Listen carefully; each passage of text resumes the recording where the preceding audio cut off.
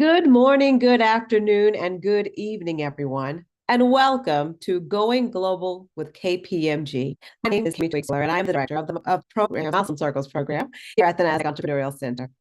For those who may not know, the NASDAQ Center is a nonprofit improving access and knowledge in entrepreneurship to advance economic progress for all. As you'll see in the chat in the moment, the NASDAQ Center provides programs, resources, exceptional mentorship to help entrepreneurs full prosperity, no matter where their journey begins. Be sure to check out the links and resources shared in the chat. Just a couple of quick housekeeping notes before we get started. First, let us know where you're dialing in from by dropping it in the chat. We'd love to see where everyone's joining us from during our time together. Second, we'll have live Q&A at the end of this event. So feel free to submit your questions at any time using the Q&A function at the bottom of your screen. We'll do our best to get to as many as we can. At this time, I'm going to launch a few polls to step back and take a temperature gauge on how you all are doing today. We use this information to guide the programs we provide for this global community of entrepreneurs. If there are any specific topics or challenges you'd like us to create resources for, just feel free to put them right there in the chat. While you're answering, I'd like to also take a moment to recognize the incredible support of our corporate partners. The work we do at the center couldn't be possible without the generosity and belief of our partners and funders, including NASDAQ, Wells Fargo, KPMG, JP Morgan Chase, Wilson Sonsini, Walmart, the Marriott Foundation, and BPM. We are deeply grateful for their partnership, and we hope you'll join us in sharing that appreciation. All right, let's take a look at these polls. So how are you feeling? How are you feeling? Looks like the polls are still going.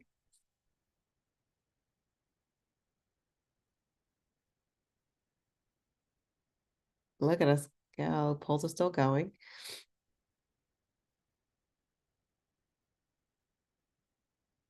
All right. Awesome. That's great. Polls are still going. Almost done. All right. Here we go. Take a look at this. How are you feeling? So it looks like many of us are feeling pretty optimistic, but I also recognize a few of us are feeling anxious and fearful. All right, that's okay. Let's see what the next poll says. What is keeping you up at night? Launching now. What is keeping you up at night right now? Is it finance, sales, marketing, scale, pivot, team, or just surviving? What's keeping you up at night right now?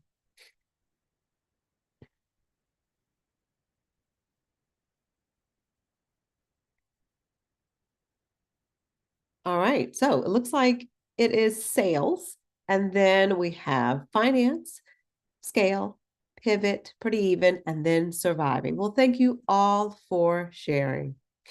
Well, without any further delay, please join me in giving a warm welcome to our special guest, Francois Chadwick, partner at KPMG. Hi, Francois. Thank you, Cami. Great to be here. Very pleased to be here. Those polls are interesting results. I see we have a mixed bag of people and how they're feeling, and also looking at what's priorities for them, scaling, getting the sales out, building the finance functions, sort of across the board there. So that's interesting to see. So great to be here. As Cami mentioned, KPMG is a partner with the NASDAQ Entrepreneurial Center. We're very pleased to be partners and enjoy putting on these presentations. I'm, again, Francois Chadwick. I'm a partner based in San Francisco, but I have both national and global responsibilities within the firm at KPMG. In a prior life, going back to sort of 2010, I started with a company, a small company at the time called Uber, and I was in charge of launching the company globally. And the company started. Most people now know the company, and most people know you can pretty much travel most places around the world, get off a plane, open your app, open up your app, open up your phone, and get an Uber from the Uber app. Getting out and around the world was a colossal task that we needed to do at sort of lightning speed. And we ended up launching overseas in 96 different countries in 18 months. So there was a lot of things that we learned as we were going along that journey, a lot of things that worked well that we were able to replicate as we went from country to country, and a lot of different lessons that we learned that we had to change and pivot as we started to expand and go into other countries. And so what I'm going to walk through here is a number of different things that folks do need to consider as you're going through and doing this in each country as you're going out there. The one thing I would say is there's probably something around about like a 70-30% rate, 70 to 30% ratio, where 70% is somewhat similar on a country by country basis, and then 30%, which will be sort of unique to any particular country. So what we're going to cover here is a lot of that sort of 70%, and maybe I'll have the opportunity to put in a little bit of flavor on some of that 30% on some of the unique countries. So if we could go to the next slide. And by the way, there'll be time at the end for any Q&A. So what I wish to do is I'll cover some legal considerations, then tax, then operational, and then some recommendations at the end. Go to the next slide. Legal considerations. So with this, firstly, a few things to sort of bear in mind. As you are entering into a new country, one of the things you've got to determine is from a legal organization perspective, like what sort of entity do you wish to create? And the differences in the entities are normally in the sort of the two buckets. One is is it a corporation? In other words, it's sort of an entity that's unto itself, and then all of the activities that are in that entity stay within that entity? Or is it some form of partnership where you're actually, or a branch where something is then going to flow through and back up?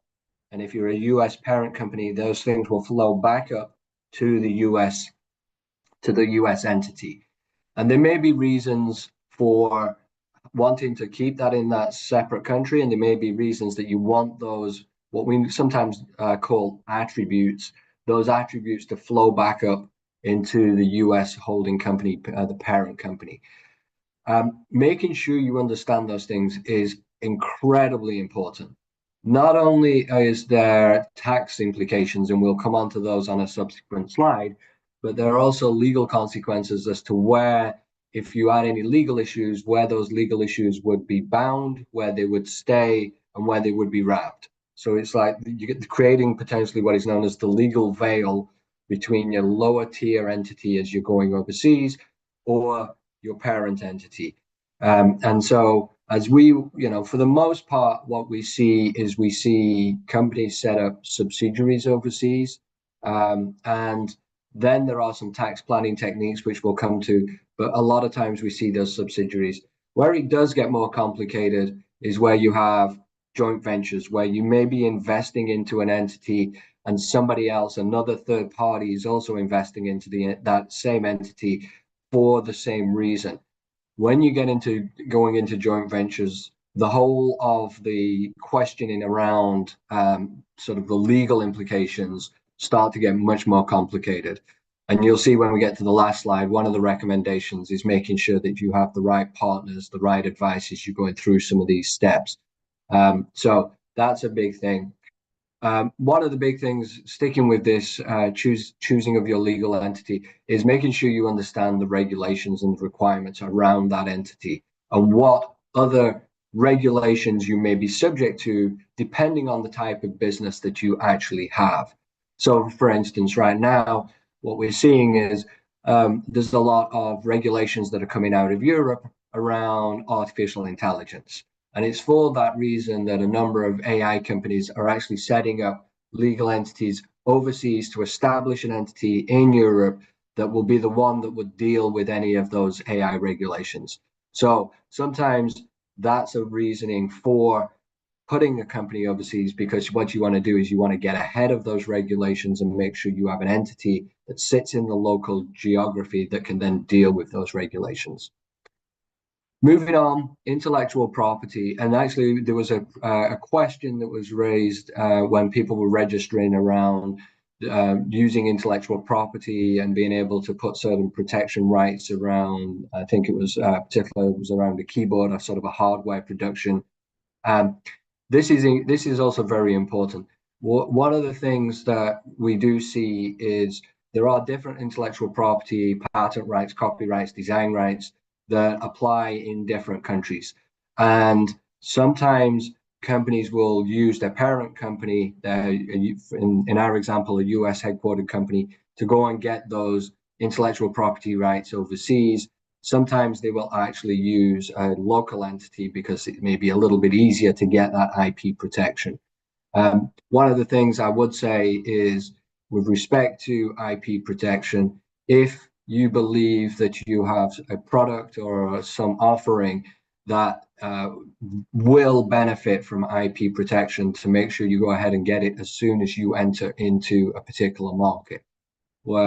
There's a number of companies that I work with, a number of companies I know that decided that IP protection in certain things wasn't worthwhile because it would take too long to sort of fight the fight in courts, and maybe the actual solution wasn't really robust to be able to benefit from IP protection.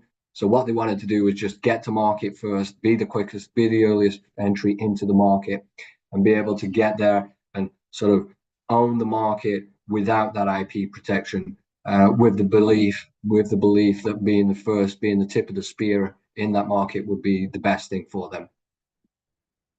Moving on to international contracts and agreements. This is very important, and this also plays into how you set up your legal entity, but it also plays into how you think about your tax structure. And so the question is always going to become, if you set up entities overseas and you have customers overseas, then who is the principal in the deal with an overseas customer? Will that still be your US parent, or will that be the local local subsidiary in the local country? And quite often this will be driven a lot by how you wish to set up your tax structure, where you wish to see the revenue, where you wish to see your taxable income sit. A lot of that is sort of tax driven. But I will also say that I have seen in a number of instances where local customers really strongly prefer to have a local contract with a local entity. And so, for example, I've come across a number of times, two countries spring to mind, Germany and Japan, where customers in those countries prefer to have a contract with an entity in that country. And so if we went back to one of the polling questions, and a number of people said sales was a big issue for them, something they were very focused on.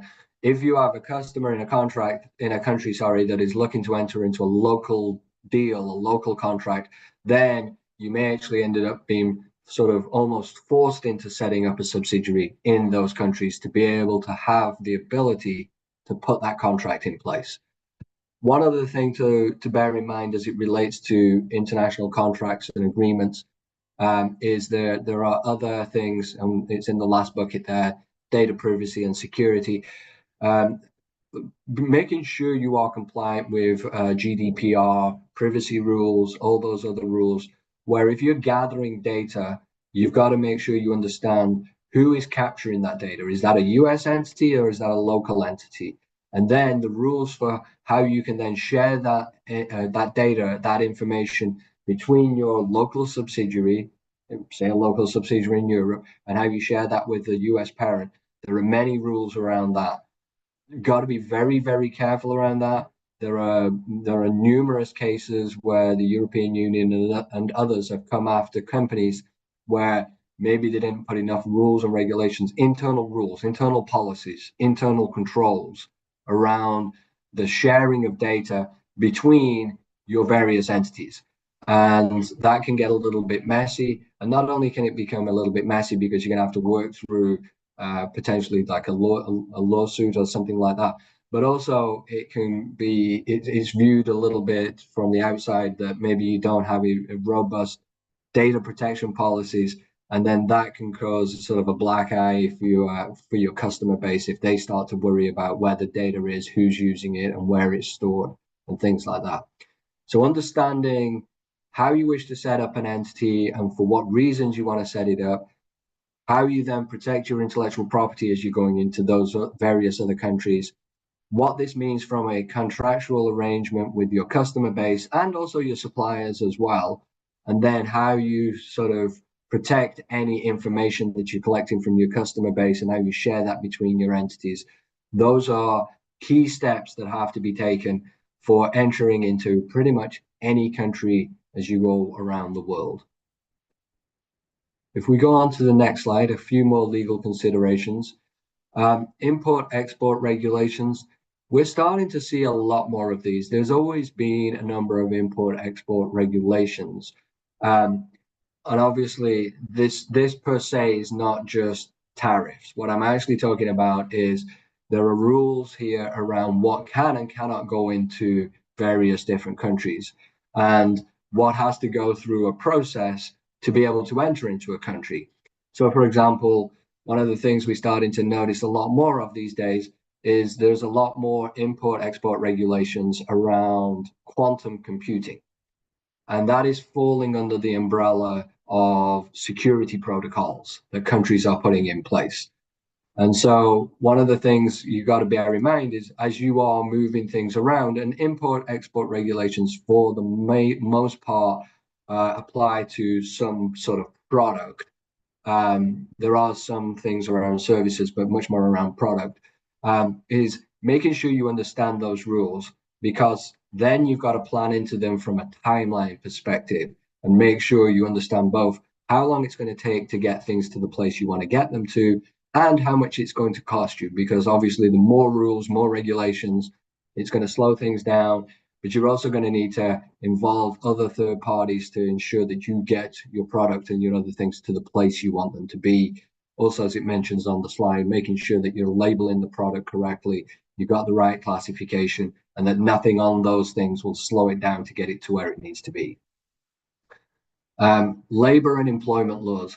These are obviously very important. So as you look to go and hire people, you will find that there are some countries, and there are in countries, especially in Europe, a lot more labor and employment laws, like incredibly more. And even within Europe, those laws, although the European Union is meant to be one block of countries, 26, 27 countries, the rules between every country is different. So you will find, for example, that the labor laws in France are much more stringent than the labor laws in the UK or Ireland. And so making sure you're addressing them, making sure you're making the right choices, making sure you're going in there with eyes wide open, because in some countries, if you hire somebody, then it can take quite a while if for any reason that individual or that group of people is no longer needed. It can take a long time to get rid of them. So, and also there are inflection points in some countries where once you've hired a set number of people, once it goes above a certain number of people, that the rules become even more stringent, and then there are more things you've got to do. And there are things in Europe such as which are known as workers' councils. And when you get to a certain size, then the employees can create a workers' council, and then the employer, as you grow in your business, then has to work with that workers' council to make sure that you're meeting those rules and regulations. And also, bear in mind the last bullet point there, the cultural differences in these labor practices is very well embedded in some countries. And so, you like at the cost of repeating myself, I would say make sure you understand all the laws so that if you have choices as to where you may wish to place people, that you've gone through those different rules, you understand them all, and then you can make the decision that fits best for your company. Lastly, in the legal considerations, Foreign Corrupt Practices Act, making sure that the FCPA and the anti-corruption rules, making sure that you abide by them. There are some countries, there are some instances where maybe you wish to get into a particular contract or you wish to make particular sales, and somebody comes along and says, well, if you just did this, then that sale could occur, and then we'll sort of make it happen. Make sure that you understand what the rules are around FCPA and anti-corruption, because these are things that will be, if you are found to fall afoul of these rules, they can completely slow down your business. It can really be, again, a reputational issue, and there are stringent legal ramifications around these things. In my prior lives, I've had to deal with instances where, whether it's a local regulator or a local official, or even in one instance for myself where the local police came in and were making suggestions about certain things, and it squarely fell within the FCPA rules. And we just had to say, no, we are not going to do this. And obviously that meant the things that we were looking to try to do just took longer, but you've got to do it that way. You cannot fall foul of the FCPA rules. So a number of legal considerations. I think that adds up to about 7 different buckets of legal considerations. But do make sure that you're considering all of them, because one of the things that if you miss a step in some of these things, it can take a lot longer to fix, and you will end up wasting a lot of time to try and rectify something which may take a little bit more time at the front end, but once it's up and running and you've got it all set up correctly, then you can pretty much push into the market, do what you want to do, get those sales, get those contracts, and not have to continue to worry about whether or not you missed a step early on. So if we go on to the next slide, tax considerations. So obviously, as you start to move overseas, there is a whole host of new taxes that one has to consider. So we're going to run through a number of these. The first thing to bear in mind is, between a lot of different countries, there are what are known as international tax treaties. You may also hear them being called double tax treaties. And these are tax treaties that are signed between 2 different countries. So, for example, there is a double tax treaty between the UK and the US. There's a double tax treaty between the Netherlands and the US. There's a whole host of them. And understanding the double tax treaty, the international tax treaty between the US and which other country you may be looking to operate in, is incredibly important, because what those treaties do is they look to minimize the potential for double tax. In other words, a tax that could happen at the local country, say the UK, and then the tax on the same income, the same revenue, the same net profit in the US. Those double tax treaties look to negate that. What they also do is they look to, I'll skip to it, they look to reduce or minimize the amount of withholding taxes. A withholding tax is a tax that applies on a payment between one entity in a local jurisdiction, an overseas jurisdiction, and another entity, in our example, say the US. And so then there are withholding taxes that could apply. A lot of the withholding taxes apply to sort of passive payments. They could be interest income, it could be royalty income, and sometimes it could be other types of income, such as management fees and things like that. What happens is in these double tax treaties, what they would normally say is the withholding from the lower tier entity, i.e., say the UK, to the US, the withholding tax would be at, and normally it's a starting point of 30%, 30%. And what that would mean is you would have a withholding that would then apply at that lower tier, at that 30% in the lower tier jurisdiction.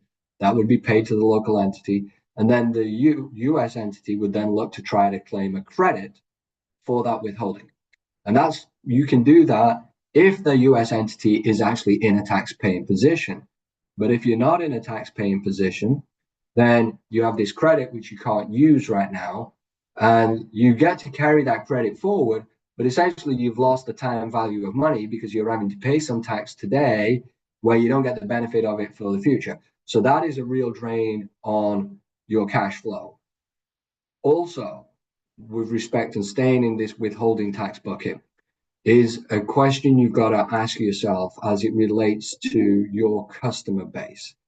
And one of the things that we've seen a lot of is customers in certain countries may determine that if they are paying the US, so you have an overseas customer, you don't have an overseas entity, but they are an overseas customer that are paying somebody in the US, they may determine that they should be applying a withholding tax on the payment for the services that you are providing them. So this would be an instance, say you provided some service and you charged 100 and you're expecting to receive 100 and you've got accounts receivable sitting there on your books of 100 and all of a sudden only 70 turns up. And your customer would argue that they believe that they have this obligation to withhold 30%. So your first line of defense against this is making sure that your contract states that any amount that you invoice your customer is exclusive of all taxes. And that would be exclusive of all the withholding taxes, plus we'll come to the middle box of these indirect taxes, VAT and GST. So you would say, okay, I'm billing you 100, and that is exclusive of all taxes. Now, if you determine that taxes of 30% is still meant to be withheld, we still expect to receive 100, and you would bill 30. You would pay 30 over to your local tax authority in whichever country your customer is in. However, even if you have that contract, that contractual arrangement in place, you have that in the clauses of your sales agreement. We've still seen a lot of times where your customer may say, well, sorry, I'm still going to withhold. I still believe it's an obligation. And then you've got a customer relationship issue. What are you going to do? So we are being called in instances to talk to customers and really help the US company work with the customer to really understand why they believe this withholding should apply, and should it apply or should it not apply, and then potentially then working through some of the double tax treaties to see if that withholding should be reduced. We have seen, I have seen a couple of countries where customers are a little more aggressive on withholding taxes. Two countries that spring to mind are South Korea, and also India, where certain customers have really felt strongly that the withholding should apply. So what I would suggest is you're entering into countries where you're having a direct sale into some of those countries. You have an early conversation with your customer base to determine, do they believe withholding should apply? And that way you can work out what your pricing should be and start that negotiation, as opposed to maybe having a surprise at the back end where suddenly you're 30% less than what you were expecting in your receivables. Moving into the middle bucket, VAT and goods and services tax. For those that have never heard of VAT and GST, it's the equivalent overseas of your sales tax. The slight differences with these things is VAT and GST applies to everything. It applies to all goods, it applies to all services. And unlike a sales tax, where a sales tax is applied for the most part at the ultimate sale, VAT and GST applies across the whole chain. So any sale pretty much in a B2B transaction, for the most part, has VAT and GST on it. There are a whole host of rules in VAT that has certain idiosyncrasies, which may mean it doesn't apply on certain cross-border transactions. But I would say, as you start to do anything overseas, either setting up local entities to sell overseas, or you're selling from the US to customers overseas, I would once again make sure, similar to the withholding tax, that you take some advice as to, will VAT or GST apply? The average rate of VAT GST around the world is 20%. So sort of similar to the withholding tax regime. If you get this wrong, then pretty much you are going to have 20% sliced off your gross revenue, off your top line. And this particular one, the middle bucket here, captures up with a lot of companies, a lot of startup companies who start to sell overseas, even if they're selling directly from the US, get caught in these regimes, don't realize it. And then what happens is where we normally find this crops up, where this sort of balloons into a particular issue, is where companies start to go out and start to raise financing, especially when you get to a priced round. And the investors, the VCs, and the others start to due diligence on the companies, and they know to ask this question. And so they start asking this question. And what they're concerned about is if they give you money in a financing round, that money would then just be going straight through to pay some past liability for VAT and GST, because the liability sits with the company, and you very rarely, I don't think I've ever seen, maybe once, but I very rarely have seen where a company will go back to all of its prior customers and say, hey, sorry, we didn't charge you VAT from 3 years ago. You owe us this amount of money. It really isn't done. And so you're on the hook for this one.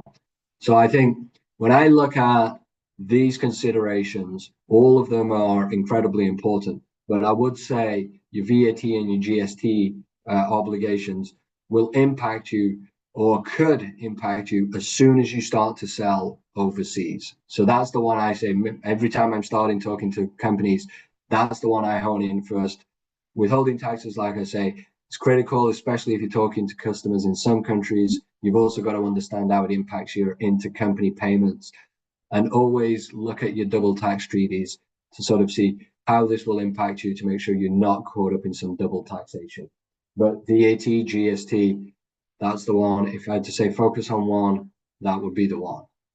If we go on to the next slide, please. Now we're getting into a little bit more sort of the esoteric tax regulations. Transfer pricing, that is the rules around intercompany pricing. So if we use another example, one of the things that the tax authorities are always concerned about is if you've got a US parent and an overseas entity, and you're charging amounts between the two entities, and you're obviously paying that, and you're then taking a deduction, or you're picking up the income. If you charge, say, a service fee from the US down to the UK, because the US, you're providing services for your UK entity, well, the US tax authority, the IRS, is concerned. They're going to say, well, okay, how much are you actually charging them? Because, if you charge them too much, what's going to happen is you're going to reduce the amount of taxable income in the US entity. And then the IRS is going to say, well, that means we don't get enough tax because you're moving more income into the UK. And so what happens is a whole host of transfer pricing rules that are sort of have been internationally adopted, that look to determine what is the right amount of intercompany transfer pricing that the tax authorities should be accepting. What I will say is, with early stage companies, it's not that complex. You have to deal with it, but it's not as complex. But as you start to grow and you start to have more entities and you start to put people in different locations doing different things, this gets much more complex. And so you can't ignore it. It's got to be dealt with, but it's something that as you grow, you should grow into it.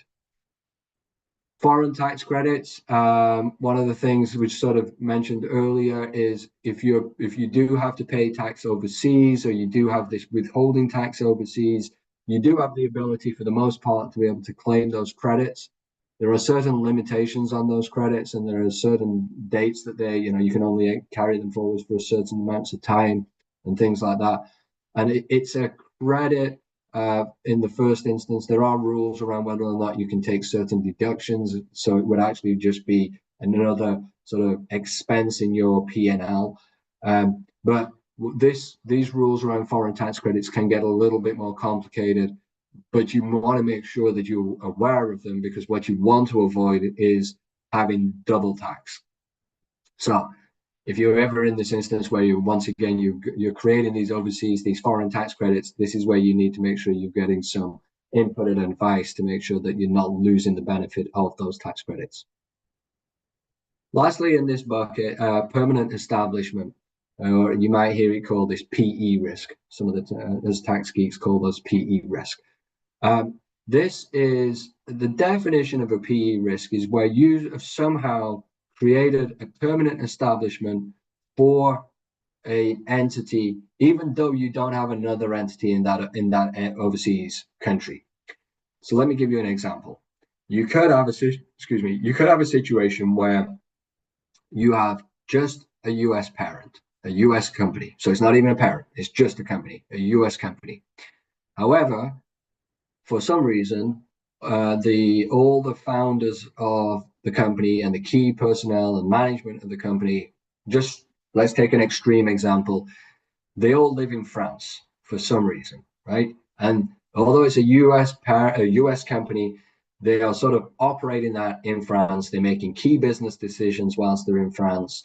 They're running the company from France. They are, issuing the sales contracts. They're just pretty much running the thing from France. And like I said, this is an extreme example. In that instance, France would actually say, well, even though it's a US company, you've now created a permanent establishment for that company in France. And that company now, we should have taxable income in France. Even though everything the company sits in the US and the books and records are in the US, and maybe even the contracts are being issued from that US entity to your customers. They'll argue you've created a permanent establishment in France. And that then means you've now got two tax liabilities. So you could end up with a tax liability in France and, again, the tax liability in the US because it's still a US company. And this is where then falling into these foreign tax credit rules would become incredibly important. But in the first instance, what you want to do is you want to avoid creating a permanent establishment risk.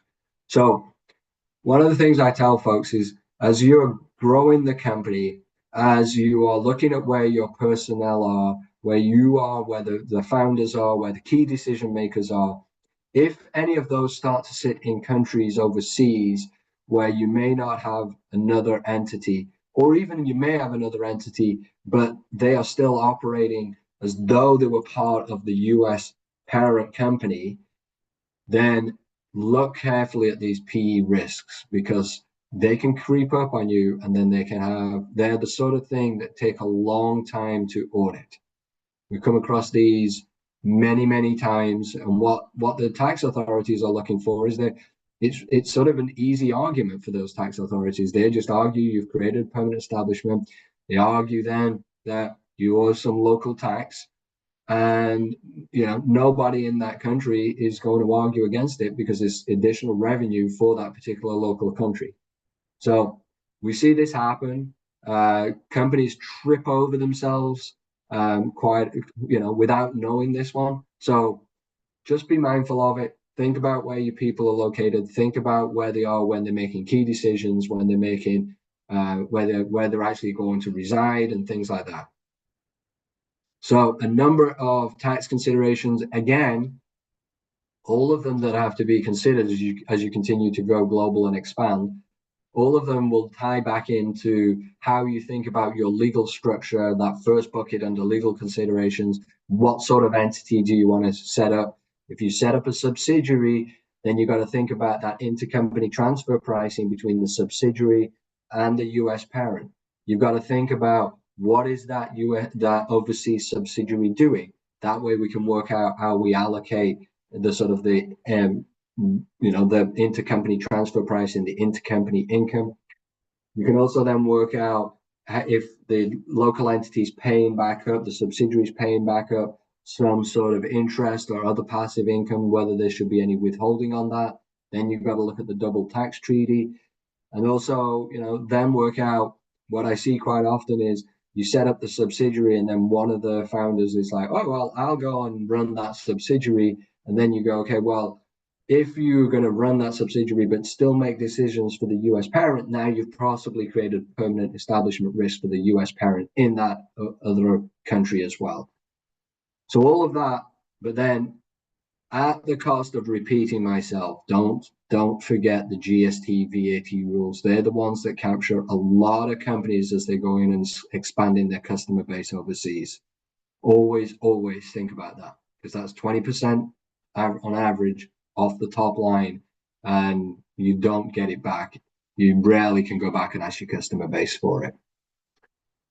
If we go to the next slide, please. So moving into operational considerations, some of these when I've shown this slide deck to others before, some of these are actually people say, wow, these things they make sense, they're obvious. And I'm like, yeah, they do make sense and they are obvious. But quite often what happens is, you've got to move quickly as you start to go into certain countries, or you find you've got a customer that really needs to get things going very quickly, or an opportunity, or you've got some competition that may be doing something that you're going to have to react to. But I say, go look at these slides. I think somebody asked the question, will the slides be shared? Yes, absolutely. Copies of these slides will be shared. But make sure you go through all of these buckets. So market research and analysis, understand what is your customer base looking like? Understand if there is a market for you.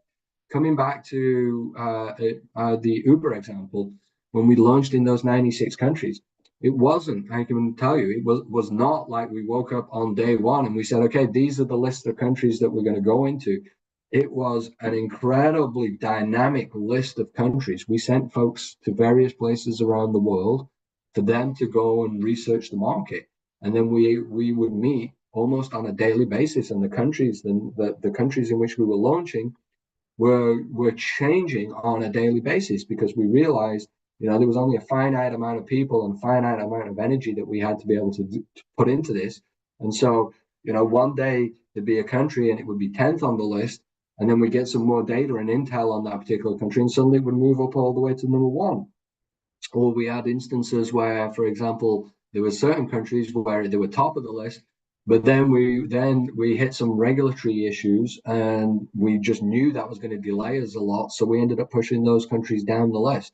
So understanding the market, understanding what you're looking to achieve, understanding competition, again, the regulations, those things, make sure you know what you're doing as you're going into a market. Because I will say this, right? If you're going into a market and you're setting up a subsidiary, after you've set it all up, a lot of things come with that, a lot of costs, a lot of time. You've got to file the tax returns, you've got to do all the payroll, you've got to do many, many other things. There's a cost and a time element to it.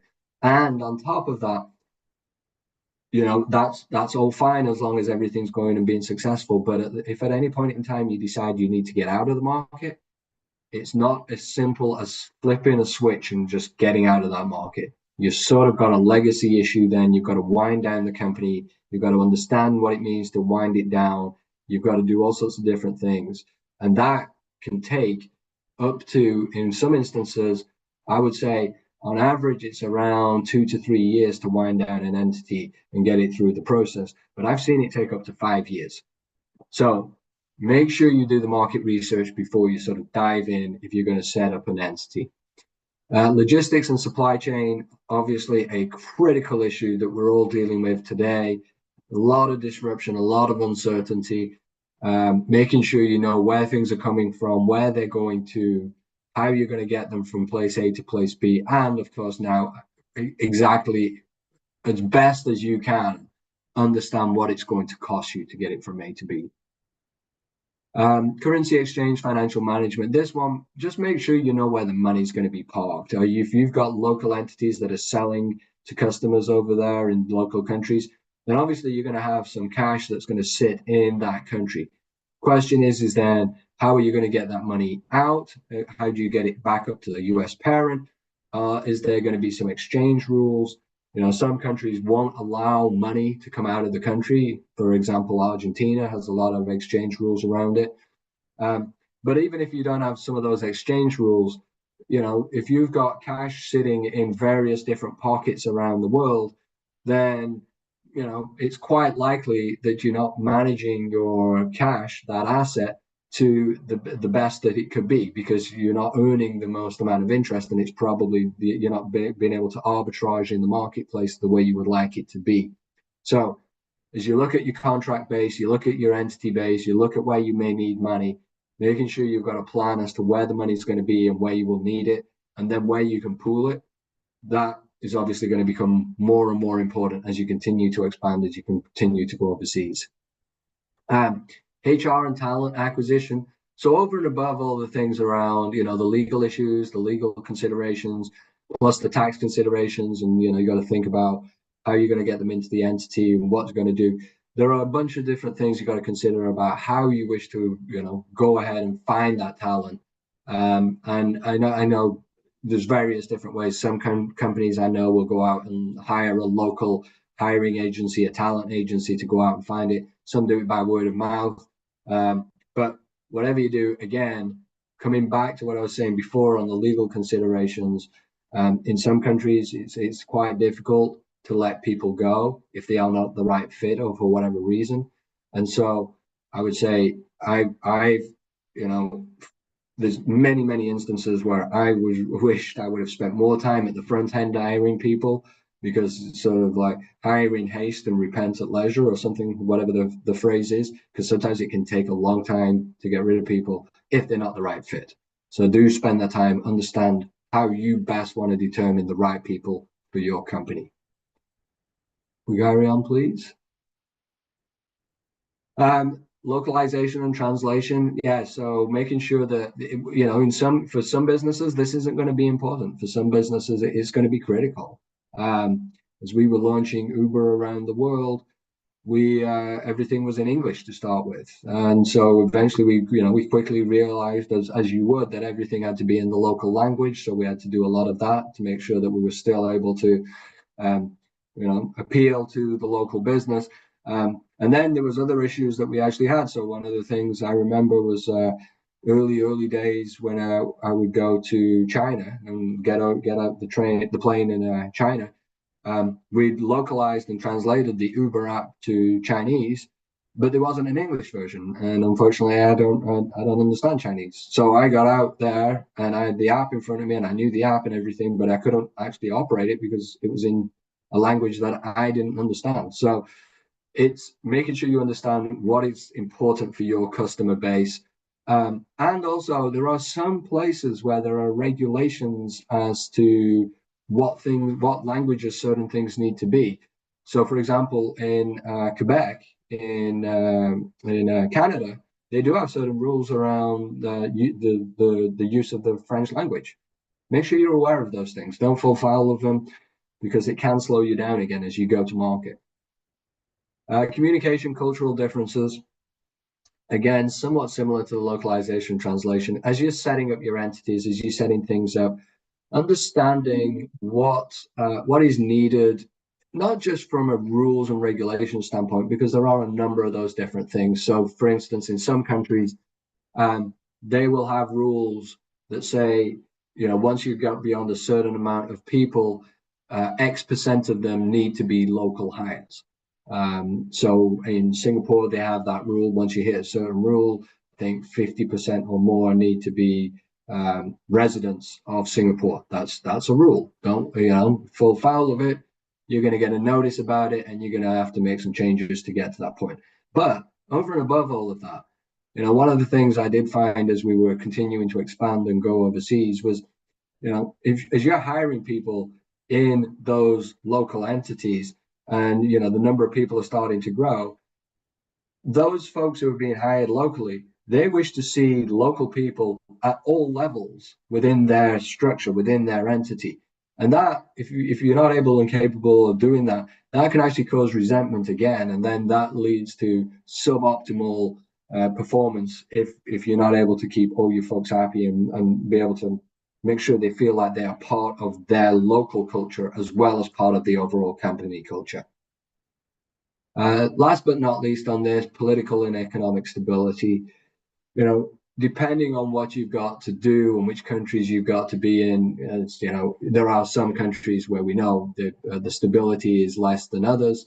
So making sure you plan into it. And if need be, if it's really quite unstable, if you've got an exit strategy that you got ahead of time, just in case you need to pull the ripcord and get out of a particular place, make sure you've got that planned. If we quickly go to the last slide, and I'll open it up for question. Nothing rocket science here. Develop a strategy, do your due diligence, build those local partnerships with suppliers, customer bases, customers, and others. Do seek professional advice as you're going down this path. Legal tax, those are key issues. They will come back and bite you if you don't deal with them at the front end. And also, what I tell everybody, consider a phased approach. You don't need to go in and suddenly have a subsidiary and everybody hired in a subsidiary. Check your market, test the market, see what sort of response you get, and then work out, is there enough here for us to do? Is there enough for us to build a subsidiary? Those are the sort of things, but always, doing your due diligence and then doing everything else.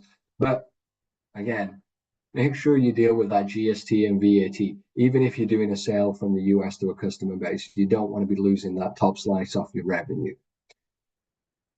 Okay, well, that was a quick run through. Again, those slides will be available for everyone. Cami. Oh, that was such great information, Francois. We see so much of that going on in the chat. Thank you so much. All right, let's open up. We have a few moments for questions. If you have a question, please place it in the Q&A box at the end. We just see we have a couple of questions that are coming through related to the copy of the PowerPoint, and we will be sharing resources from this event afterwards. Our team will be sharing it out. Great information. Here's another question here or statement. Great information. Does Francois teach? Have a podcast or some other way of keeping informed? Yeah, well, Cami, I'll tell you, my wife keeps telling me I shouldn't be a teacher. So maybe I'll start a little podcast. Yeah. But thank you. Whoever put that in, thank you. Awesome. Other questions? Other questions? There were some questions, Cami, that came through as we were as the invite went out. Yeah. So I've got those up in front of me here.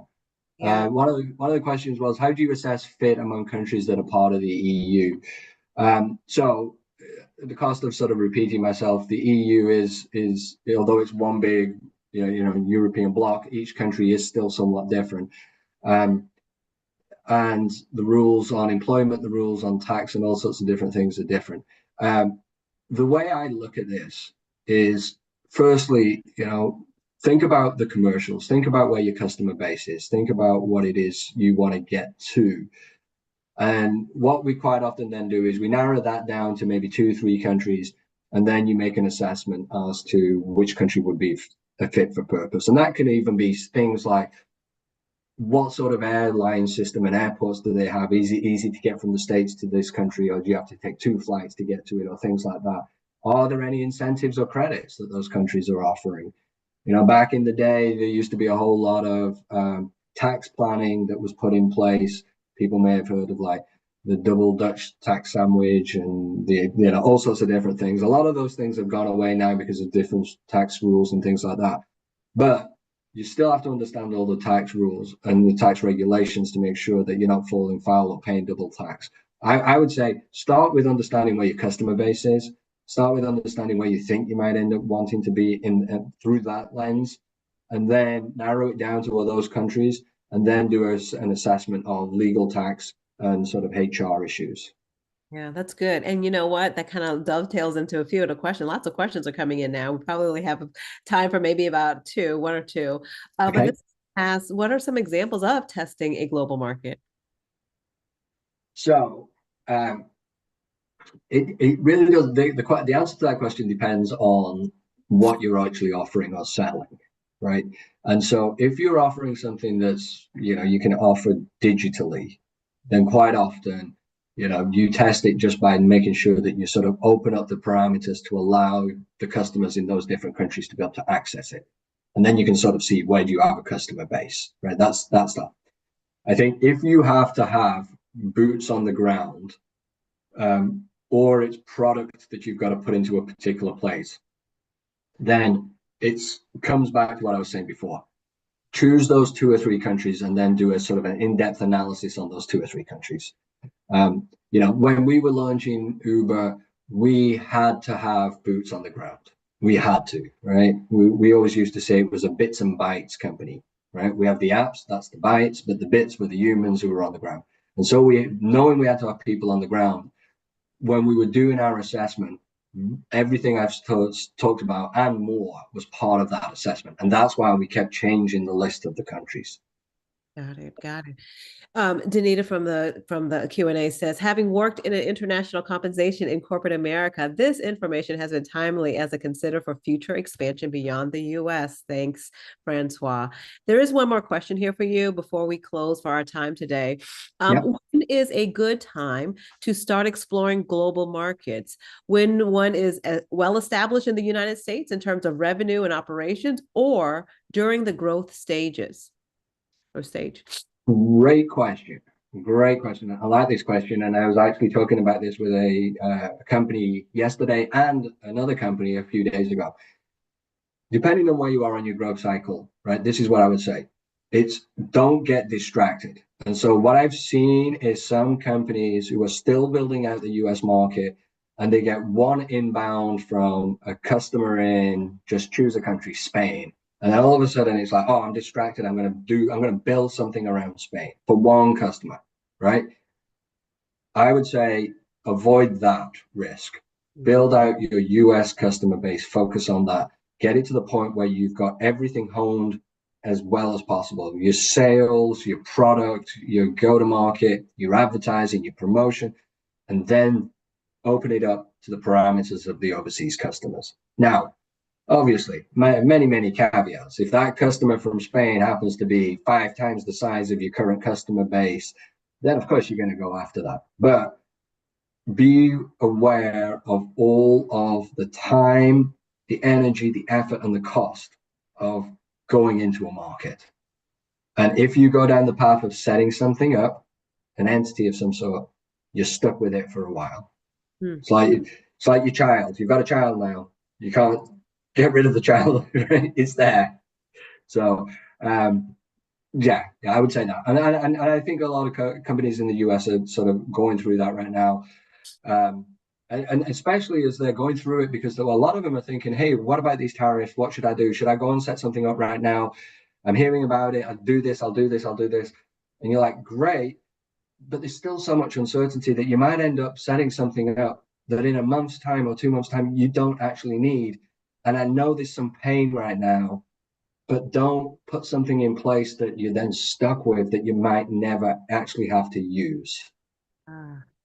Wow, solid insight. Thank you so much, Francois. Thank you so much for being here with us today, sharing your time with us and speaking with the community. Fantastic. Thank you, Cami. Yes. All right. Well, on behalf of the NASDAQ Entrepreneurial Center and everyone in attendance, we sincerely thank you for joining us. We would also love for you to join us in an upcoming webinar. You can view the upcoming events by using the link in the chat. Thank you all so much for joining us today. We look forward to welcoming you back online with us soon.